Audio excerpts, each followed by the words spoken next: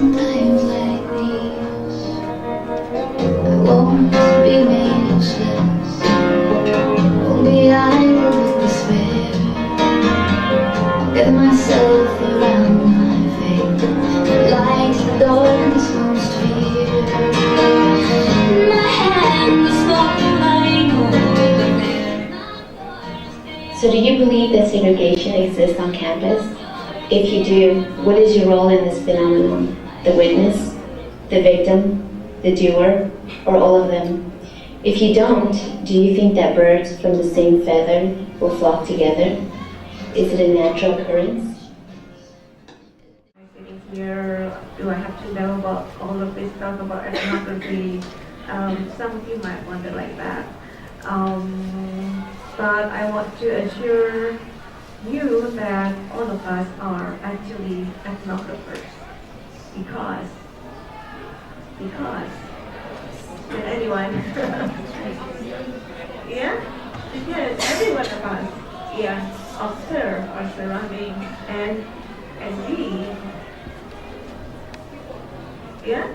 love people, we like to tell stories, right?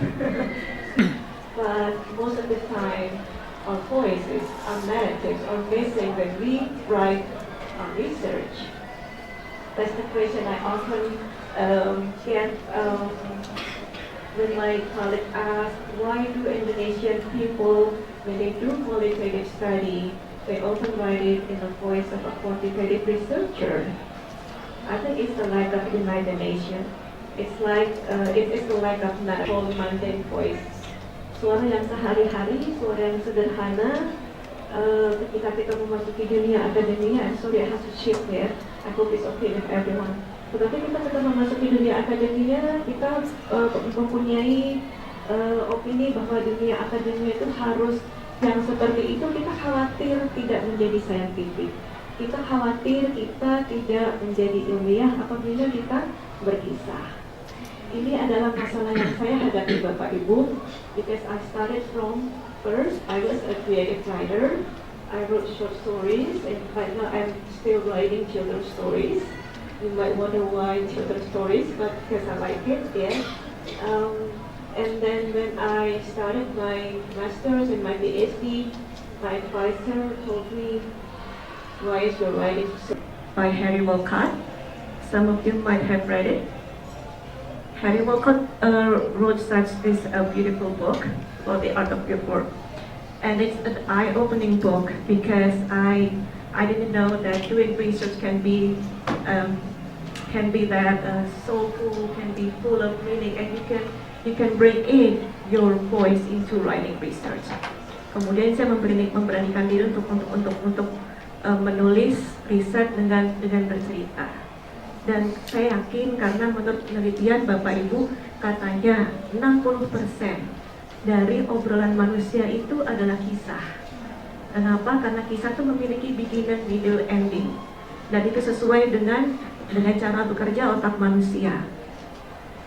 Tetapi saya tidak melihat, mungkin saya harap Bapak Ibu dosen di sini tidak begitu ya.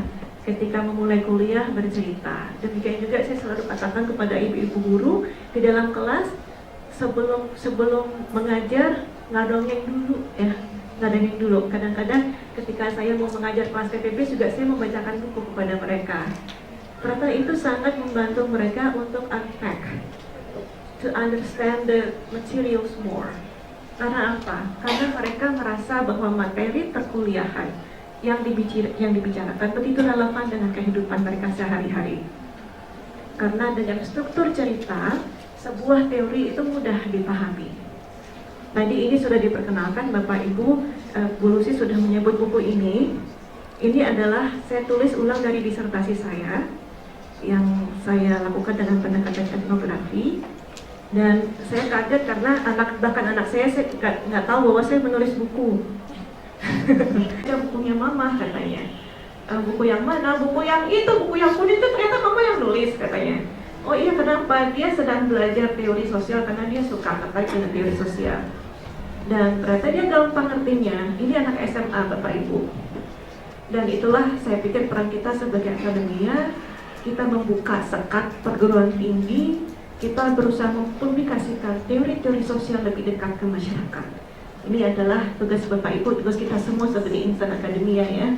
Membahasakannya dengan bahasa populer, tentu kita harus mempublikasikan untuk kepentingan track record kita secara pribadi, tetapi tugas kita adalah bagaimana masyarakat memahami teori-teori sosial dalam bahasa yang sederhana, supaya mereka bisa terbuka lagi wawasan mereka untuk memahami fenomena-fenomena tersebut. Begitu ya Bapak Ibu ya.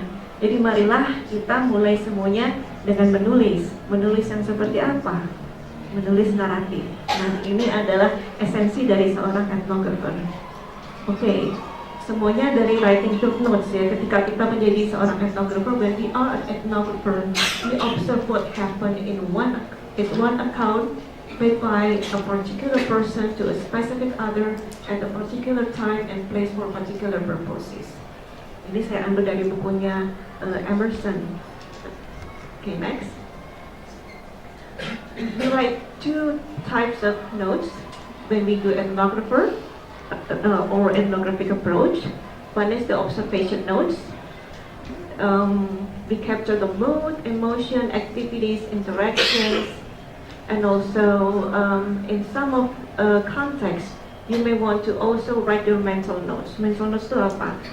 Ketika contohnya ketika saya melakukan riset dengan anak jalanan, saya tidak mungkin hadir di antara anak-anak ini dengan mencatat, karena ini akan terlihat ofensif. Mereka kan merasa mereka diteliti oleh seorang peneliti, dan sebagai seorang peneliti kita hadir di antara anak-anak jalanan, kita tidak boleh bicara.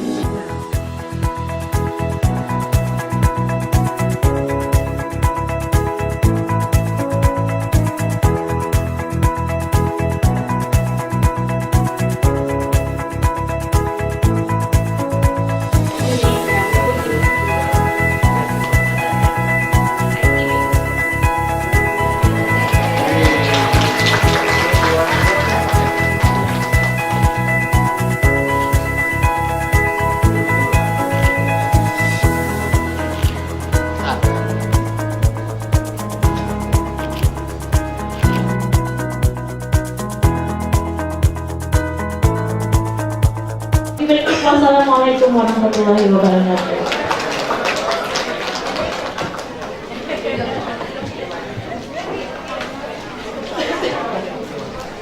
Ladies and gentlemen, it is now time for lunch. Lunch is at the language center. Please be ready. One moment. Yeah, we have Bu Lucy and Bu Sophie. Would you please stay? We have tokens of appreciation presented by Paul Coleman. Pak,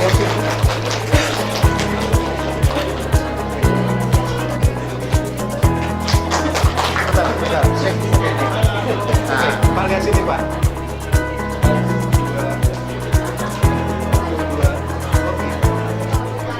Stories.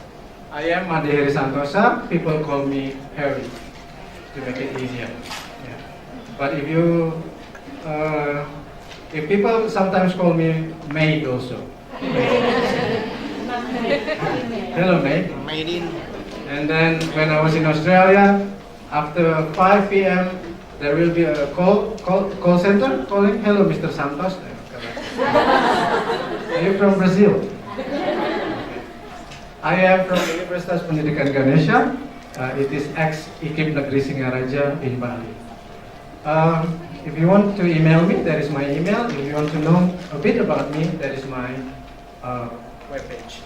aboutme.msantosa.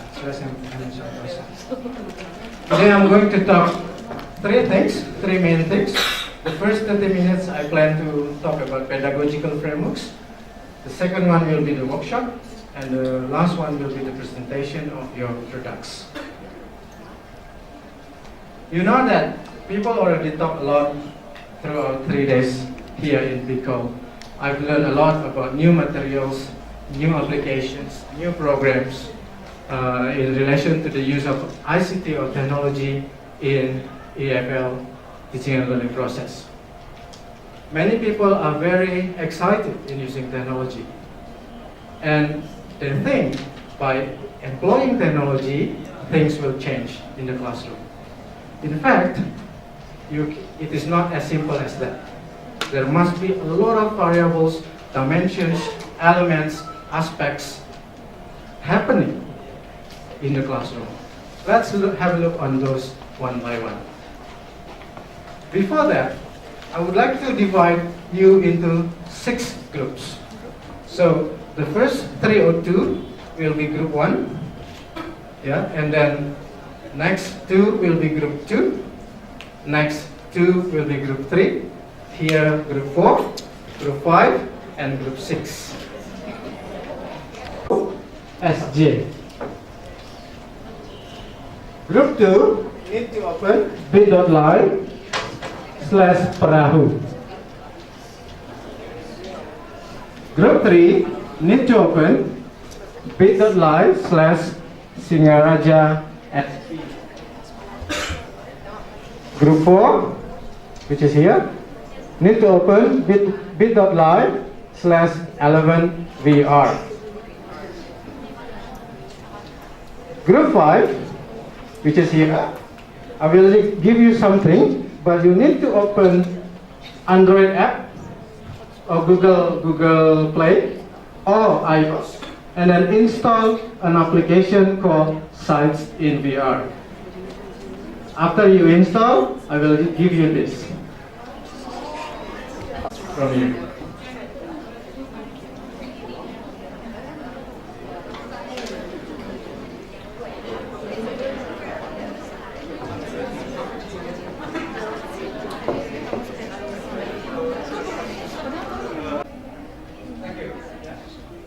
The next look, the sites in VR. Can you tell?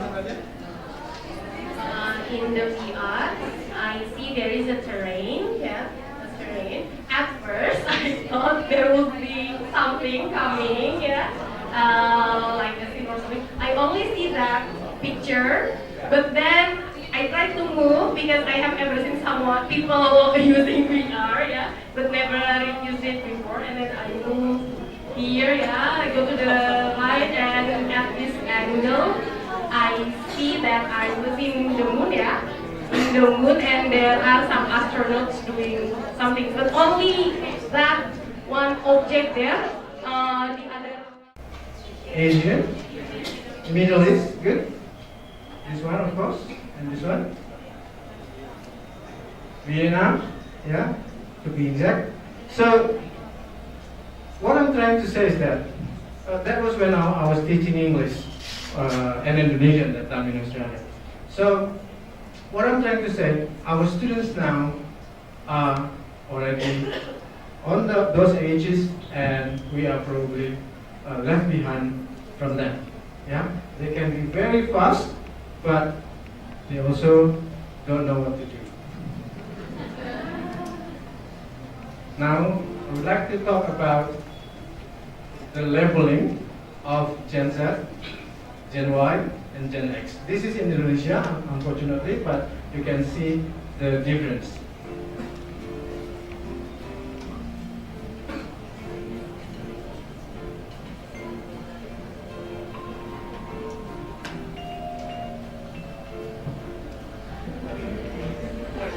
Independent, Gen X, yeah?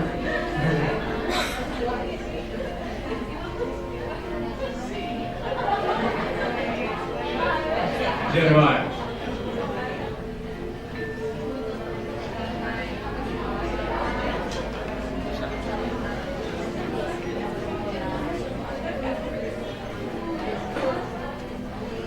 Yes, it is like that.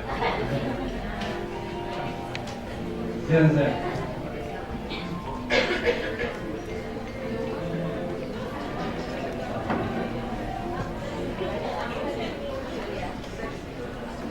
I just took it from the YouTube.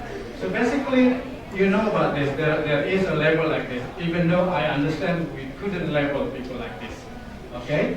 But unfortunately, Putin and Pahamu and some of you probably it's not there.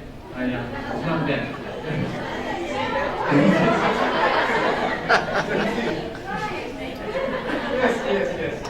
Yes. Well, according to the level before Gen X, there was baby boomers and great G generation, great generation. Yeah. There is a change already. There is a change already. Now have a look to the fields that our Gen Z in Indonesia wants to be.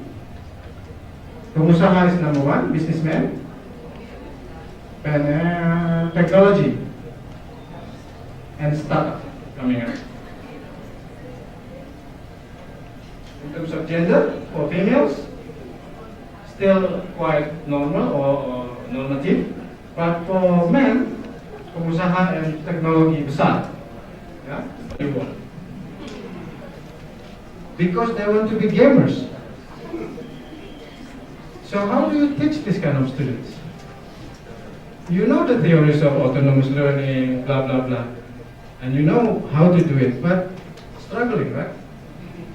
Struggling, everyone is struggling.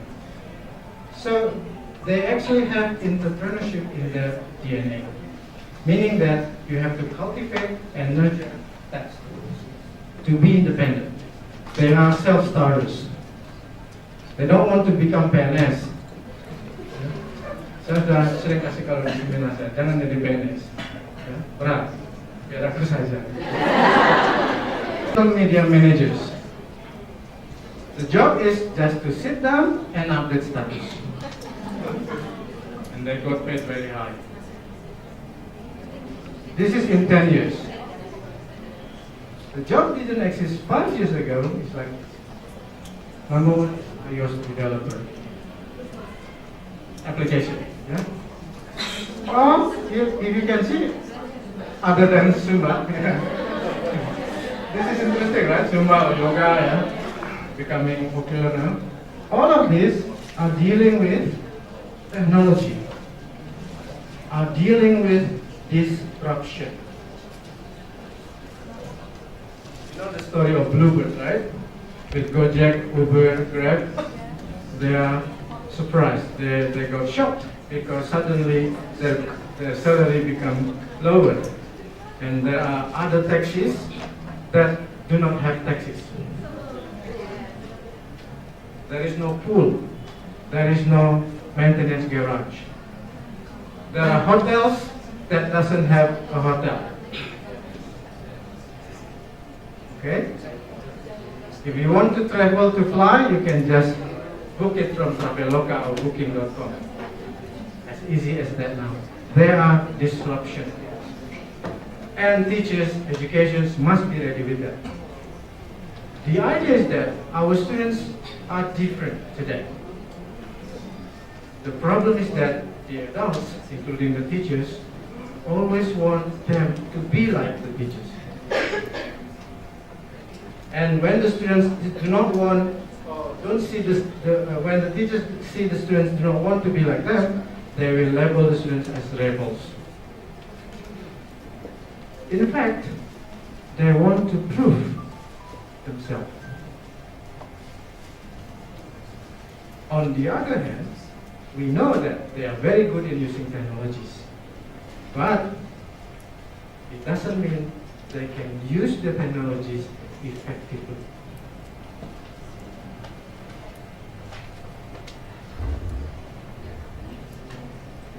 This is the job for us, the teacher. I always use this one. This is a clear example. They are very good in using technologies, but they don't understand the concept and use it effectively. See? Still, they are very good in using technologies, and we are not. So we need still to consider this one. Why? My recent ongoing research shows this one. I am doing a survey on TPEC, Technological, Pedagogical, and Content Knowledge Perception of in-service teachers and pre-service teachers. This is still ongoing. My first result is on the perception only. PowerPoint, but what is it for? You need to communicate the meaning. Yeah, that is literacy. Today's literacy has a lot of types. One of them is called digital literacy.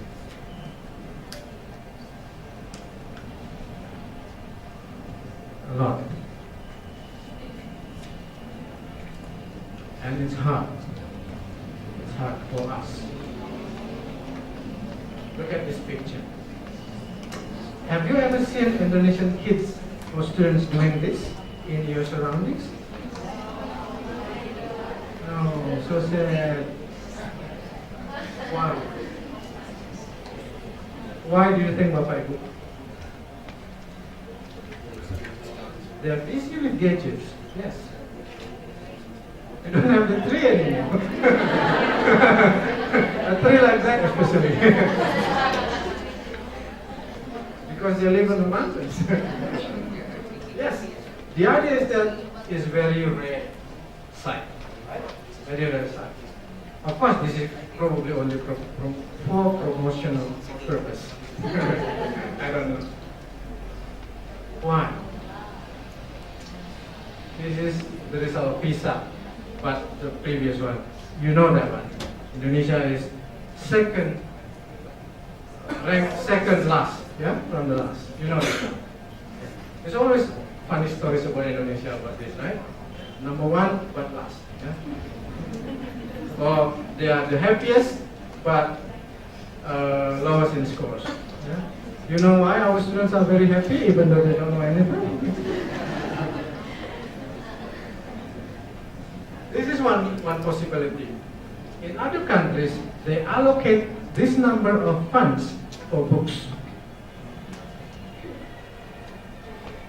Yes. And there is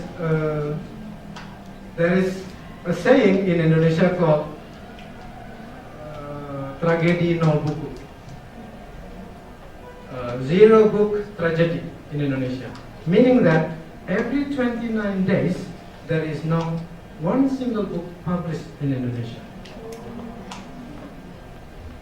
Very, very important things that were mentioned very briefly early on, but in my opinion are fundamentally important in current Indonesian society.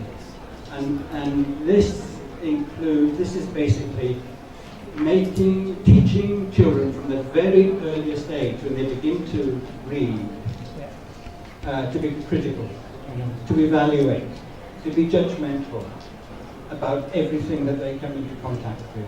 Every story, everything they see or hear on television or on films or in any medium, to ask questions about what they're exposed to, and to learn to make their own judgment, to decide where they stand in relation to what they're reading.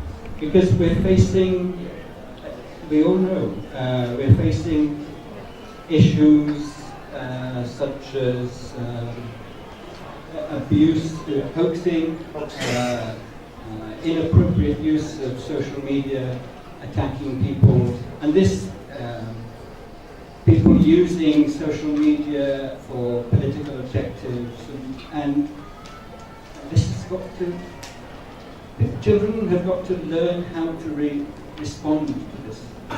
And I don't see anything of this. There's a lot of entertainment here, there's a lot of information here. I'm afraid, a bit dubious about stories leading to moral values at the end. Because moral values are absorbed from society and from the examples you see being practiced by adults around you. So that's my... Sorry, thank you. That's okay. That's a very good question actually. So what about we need to teach our students to be critical. That's why I put this one. This one first. Yeah. Your story must not forget these elements. So why you need to also to have the let's say global competencies, not forgetting the local competencies. Okay? In global competencies, you need to teach them to analyze information, for example. From stories, you can use this as a discussion. Yeah. in India, the course starts to have media analysis now. Not in Indonesia yet. Yeah. So this one is very important. And why I insist to emphasize the local wisdom here, because we really need that one, yeah, in our context. This is, I'm talking something cultural, something local. Yeah.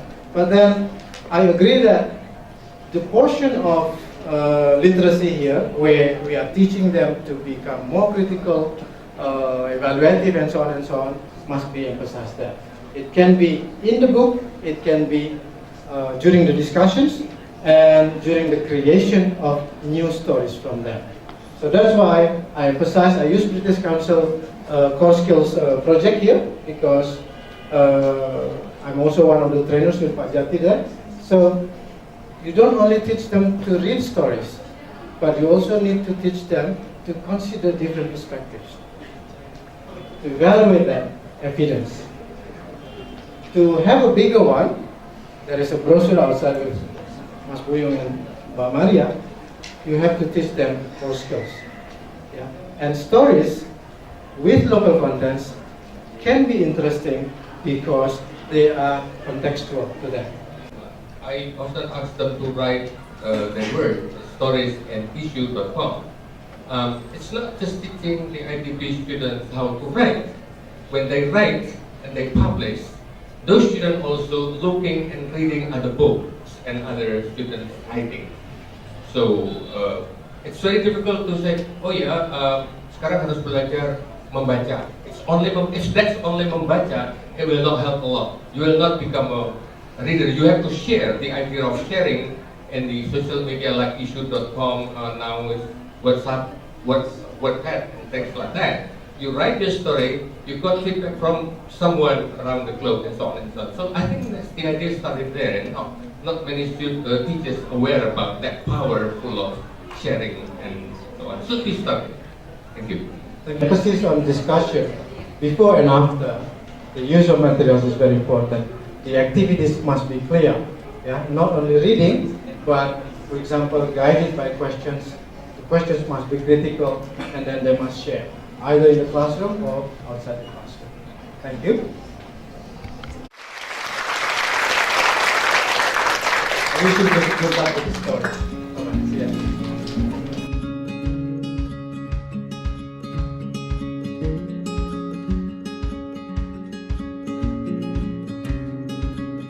Winners. Right. Yeah. The first winner. There are many winners. So it's Siswandi. That's one. Siswandi. I'm sure you're here. Yeah, I see you. Okay. Siswandi here. Actually, he won because of his caption. It says here, having the same table with Mr. Paul Coleman, Dr. Ann Wiseman, Professor Martin Ram, Bli Made Harisantosa, Pak Raden Asagaf, and Professor Bana Kartasasmita is like having time travel. You can ask what has happened in the past and what is the story behind it. That's the one. And another thing is that he has the most posts in Facebook and Instagram. And also the pictures are about some, not only himself but other people as well. Pak Jati is there, I see. Yeah, he himself and the others. Yeah, so that's the reason. That's the reason that the committee has chosen him as the winner. Yeah, good applause. Okay, the next one. Are you ready? This must be you. Okay. Does anybody feel that they own this? We win 67. Oh, there you are. Yeah, Bu. This one, the caption says, learning English should be fun. Posing with Mr. Sting in a very serious seminar is so much fun. Okay. Yes. Next winner. This one is not And Gitya. This one says before picture and after picture. That's for the seminar, or the conference, sorry, and after the conference. What's the difference? Or the expression. One is wondering, yeah, and the other one is like amused or happy. Yeah. Expired. Okay, and the next winner, still not you. It says here, okay, where are you? Okay. This one was chosen because it says here, what's inside box number 2 at this Bicole 12? A. A grand prize from Bicole. B. A grant award from British Council. C. A scholarship from University of Leeds. D. Free TOEFL and IELTS test from ITB Language Center. E. Souvenirs and free consultation sessions with IBEC. F. All of the above answers. We got all, okay. Yeah, and the next one, what's the fourth one? This one says Vicky Ajah 17. Vicky Ajah? Vicky Ajah. Oh, there you go. This one, yeah, he has a picture of himself with Martin Lam, Pak Martin, yeah. But how to make you yourself sure that you deserve to get the title. That's it. Yeah, about deserving to get the title. That's all. One more. Okay, this one, I hope you're here. We know them. Ruth Isabella. Yeah, it says here, the last day of Bicole 12, having a good session about ethnography in auditorium, SPM ITB. Well, we thought we can apply some of the methods on our final task later. Thank you, Ibu Lucy and Mrs. Sophie. So, it's not only for the teachers, lecturers, educators, but also students. Yeah, our students actually.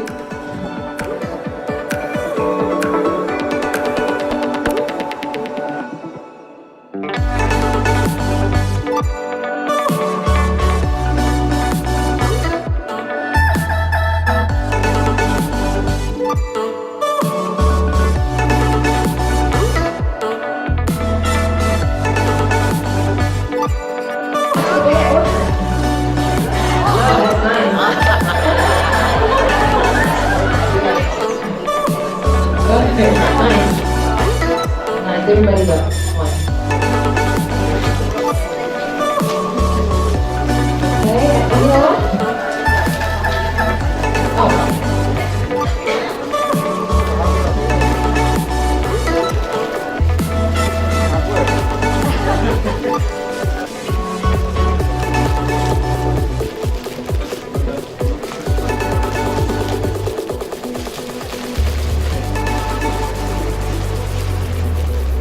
Thank you.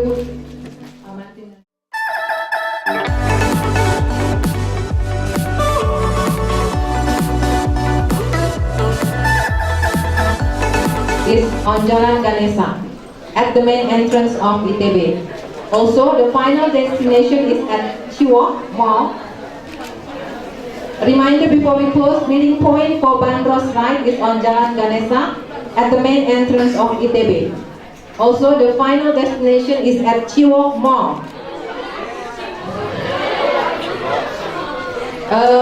For your information, Jalan Ganesha is near Aula Timur.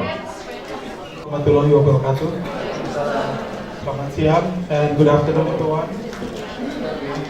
Okay, ladies and gentlemen, we had 2 days of activities with very useful and interesting information presented by plenary speakers and also those of parallel sessions. Okay, and please allow me to give the closing report.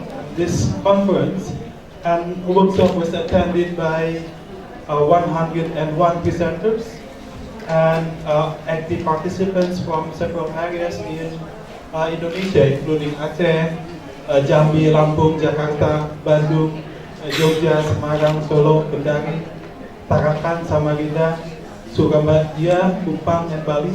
Sorry if I missed one of your areas there. And we have also some presenters or participants from Philippines and Cambodia. And during the conference, we also have 70 parallel sessions, 4 plenaries, 4 workshops, and fortunately no cancellation. Like, it's very difficult for you then to Untari and colleagues. And then your visit to ITB is welcome, not only for the conference. I hope you can drop by sometimes. And to our friends who are living Bandung, I wish you safe journey home. But not for the FPDP class and the Bapenas class. Okay, thank you. I really have a plane to catch, so I'm going to keep this very brief. I'd like to, first of all, thank Ibu Untari. Where is she? Please stand up. Fantastic job, Bu Antari. I know it's not just you. There are many other people who have worked really hard to put this conference on and make it run so smoothly. And I can't name you all, but I think you deserve a very warm round of applause from everyone. I'd like to thank the British Council too for their contribution, as ever. And I would just like to say personally that I've met so many interesting people here from so many interesting backgrounds. It's been a pleasure to meet you and talk about such a variety of things. I feel like I've learned a lot. I feel like I've learned about things that I didn't even know I didn't know about, if that makes sense. And it makes me excited to come back here next time and learn more. So I would like to welcome you all to Bicole 13. Are we going to call it Bicole 13? A bit unlucky, it's an unlucky number, but it is going to be number 13. And you know where it's going to be, and we don't know exactly when, but I hope to see you all back here again then. So thank you very much, everyone. Okay. Okay, here we go. I declare this conference closed.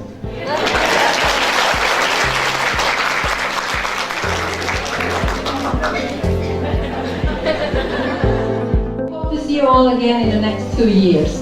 And for those going to the city tour, have fun, everybody. Don't forget your souvenir. Premiumbeat.com.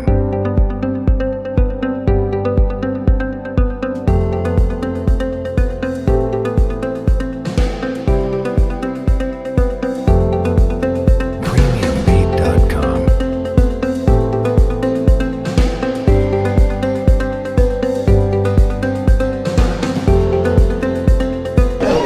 Hi, thank you for the committee that the conference, the Bicole 12 can run very well, and we have really enjoyed it so much. We have some souvenirs and we got the prize, the winning prize for the photo challenge on Instagram, on the social media. So we are from UKSW in Salatiga, and we really hope for a very good luck for the next conference. Okay, my name is Mustafa Kamal. I come from Surabaya, from SKP Alikmah. So my first impression, because this is my first conference, my first international conference, and I'm still in my 4th semester in my bachelor degree, and it was awesome because I can meet someone from another country. I think, yeah, it's impressive. That's all. This is my second time to join the Bicole conference, and this year I think this really give me so many inspirations, so many ideas about what I'll do. Go back to my college. So I would thanks to all the committee for having this conference. Thank you very much. I'm from Politeknik Al Islam Bandung. Thank you. Hi everyone, thank you so much for the time, and I really enjoy this Bicole conference, and this is very insightful and inspiring, and I really learned a lot from this conference, and I really hope that I can participate in the next Bicole 13. I'm from Yogyakarta, from Aisyah University. Thank you. Bye. Well, first of all, I'd like to introduce myself to you. My name is Usman Kasim from Shakola University, Banda Aceh. I'm here to attend the conference. What I have done here is I've participated the conference actively, and I think I have learned a lot from the conference. What I have learned here, I will put into practice when I go back to my university in Aceh. Thank you. I am really fulfilled and I'm happy to go back to the Philippines because I've learned a lot.